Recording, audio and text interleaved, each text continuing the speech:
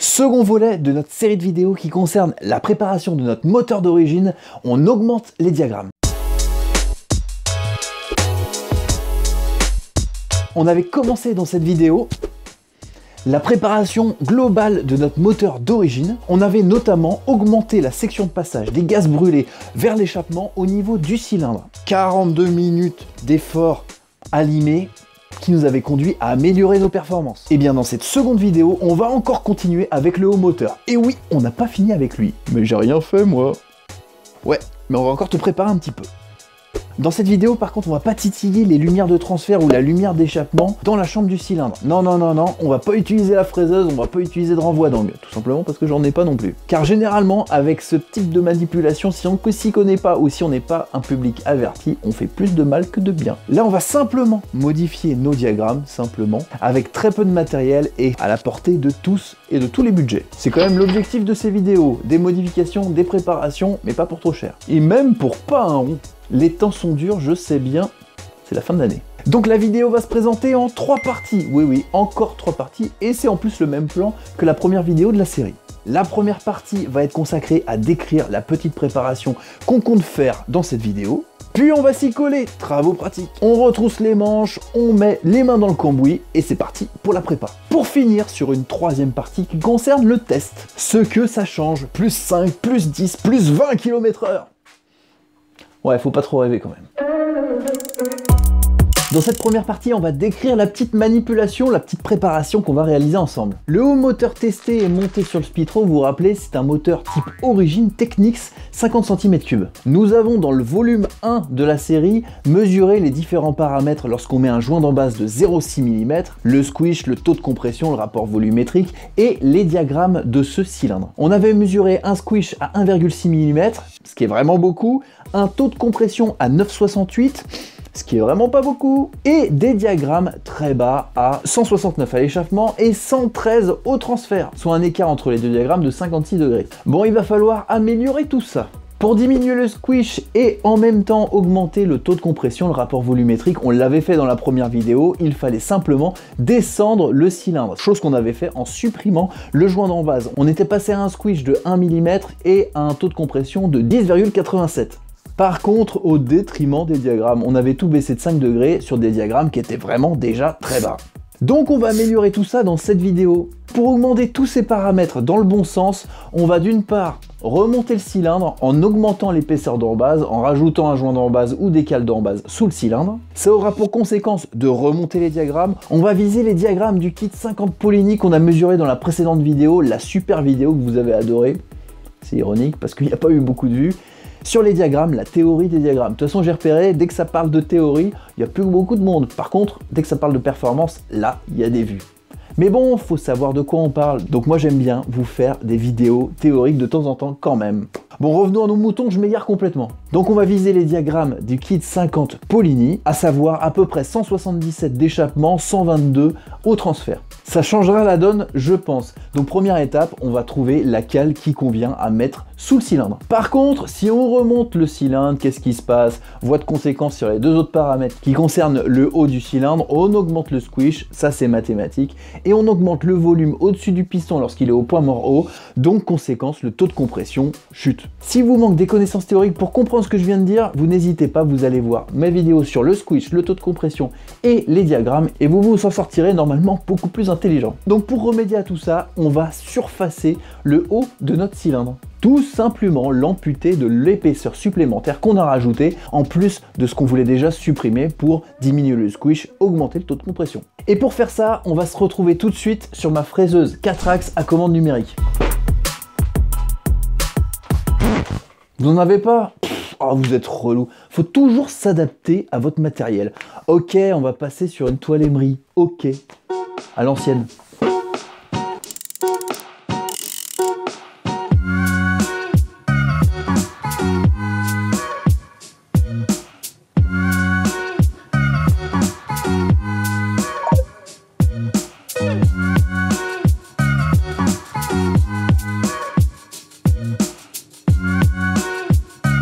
Maintenant, passons aux choses sérieuses. Je vous fais grâce du démontage du moteur complet du Spitro pour pouvoir le mettre sur l'établi, pour pouvoir faire la manipulation. Ça, on l'a déjà vu à de nombreuses reprises et c'est les difficultés qu'on rencontre lorsqu'on adapte un moteur qui n'est pas adapté au scooter initial, ce qui est le cas du Minarelli horizontal sur le booster. Bon, je vous en fais grâce. Bref, nous voici avec le moteur complet sur l'établi. On va pouvoir travailler convenablement. Nous avons indiqué dans la partie précédente qu'on souhaitait augmenter, rehausser nos diagrammes. Et c'est largement nécessaire parce que, en regardant de plus près, lorsqu'on est au point mort bas, les différentes lumières de transfert et d'échappement ne sont même pas découvertes à 100%. Donc il y a vraiment un problème de calage sur le Technics de base type origine. On est parti sur un diagramme cible de 177-121, c'est à peu près ce qu'on retrouve sur le kit 50 Polini. On va essayer de faire la même chose. On ne va pas modifier en elle-même les géométries des lumières, d'échappement et de transfert. Généralement, quand on y touche, on fait plus de mal que de bien. Donc je vous conseille de ne pas le faire et on va se cantonner à augmenter nos diagrammes. Le diagramme actuel étant de 166-112, je viens de le mesurer à l'instant, on va mettre des cales supplémentaires pour obtenir la valeur cible qu'on a dit précédemment, qui est de 121 plus 54, l'écart précédent, 175. Donc plaçons des cales supplémentaires sous le cylindre pour obtenir ce diagramme cible.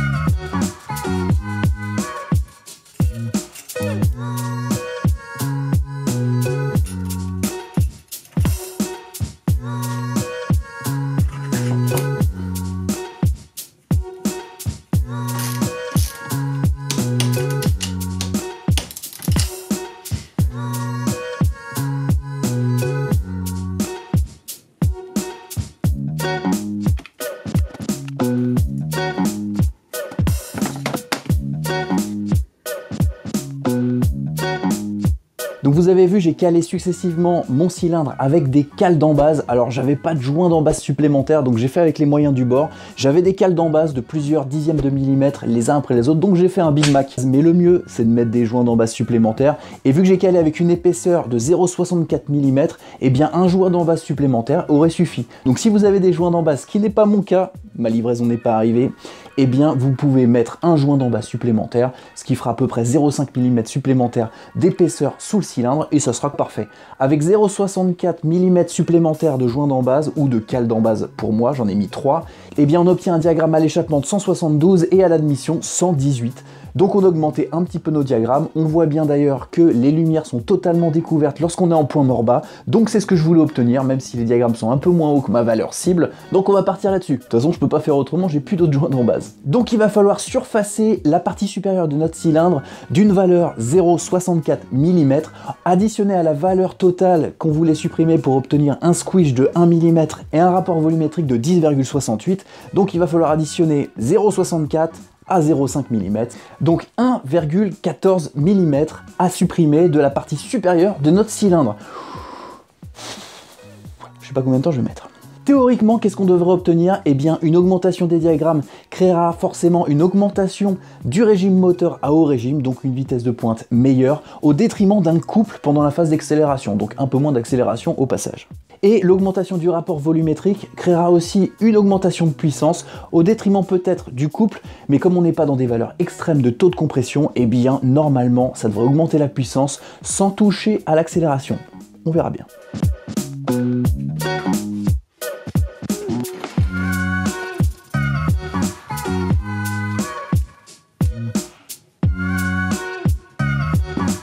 Bon, comme vous n'avez pas de fraiseuse, honte à vous, on va y aller à la mano, à la toile abrasive Emery. Donc la toile Emery, vous en avez de différentes granulométries en fonction de l'abrasivité de la toile. Moi je vous propose ici un échantillon de toile, il y a du 180, du 280, du 500 et du 800. Plus la valeur est petite, plus ça va poncer. On va commencer avec du 180 et puis au fur et à mesure qu'on obtient la bonne valeur, on tendra vers le 800 qui nous permettront d'avoir un état de surface plutôt lisse. On va donc commencer par le 180. Donc poncer c'est bien, poncer de manière plan c'est mieux, c'est pour ça que je me suis mis sur un miroir. Alors de préférence, on peut se mettre sur un marbre pour avoir une planéité de surface parfaite. Tout le monde n'a pas de marbre chez soi, ce qu'il faut c'est prendre une surface plane. Et une surface plane, un miroir par exemple, c'est extrêmement plan puisque le verre, petite minute culture générale, s'est coulé sur un bain d'étain en fusion. Donc c'est une planéité parfaite. On peut utiliser aussi un carrelage assez grand. Ne me prenez pas de la tomette, un truc structuré, ça fonctionnera pas. Par contre, ce type de revêtement, un carrelage plan, miroir ou un miroir, eh bien ça convient parfaitement. Donc on prend notre toile Emery, on va la placer sur notre surface plane, on va la scotcher de manière à ce qu'elle ne bouge pas pendant qu'on ponce. Voilà, notre surface de ponçage est prête.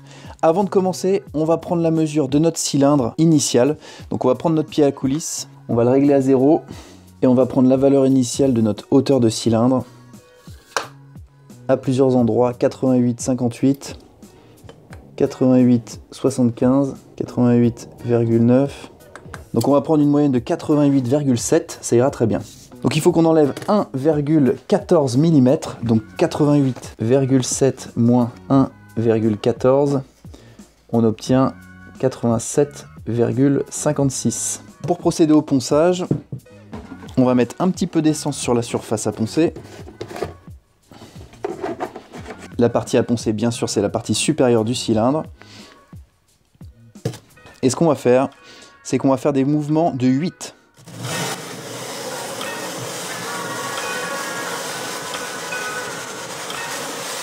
Pourquoi de 8? Parce que vous allez uniformément tourner dans un sens puis dans l'autre et vous allez appuyer sur la surface de manière la plus uniforme possible.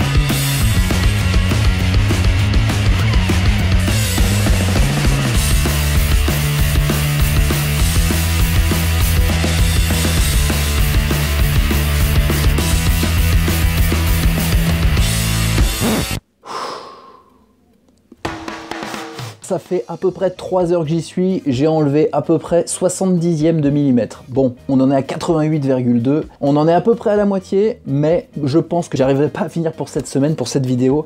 Donc je vais m'y atteler toute la semaine, et pour la semaine prochaine, c'est promis, je vous fais le test, je remonte le tout, et on regarde si ça vaut vraiment le coup de passer à peu près 6 heures à poncer comme un débile son cylindre, si vraiment ça en vaut la chandelle. Sincèrement, ça ne tiendrait qu'à moi, j'aurais déjà dépensé les 70 € qu'il faut pour m'acheter un petit kit 50 dans le commerce qui à peu près fonctionnerait comme ce que je suis en train de faire. Mais bon, c'est le jeu, c'est vraiment pour vous que je le fais. Allez, on clôture là la vidéo, moi je continue. Chacun sa croix. Ciao!